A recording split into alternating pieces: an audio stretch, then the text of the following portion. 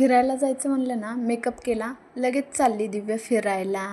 पावसाळा नाही, उन्हाळा नाही, हिवाळा नाही, काहीसुद्धा नाही. केला मेकअप, बसली गाडीवर, चालली फिरायला. जास्त कुठे नाही फिरायला, देवीलाच चाललो आहे. अंबाबाई मंदिर आमच्या घरापासून जवळच आहे. थोडा व्हिडिओमध्ये फॅशन शायनिंग वगैरे मारली आणि पोहोचलो थेट मंदिरात. मंदिरात पोहोचल्या प्रवेश केल्या एवढं भारी वाटलं ना. इतकं छान ते अंबाबाईचं मंदिर होतं ना. देवी बघून आणि तिथे बसून एवढं छान वाटलं ना की तिथून वापस परत घरी येण्याची इच्छाच होत नव्हती.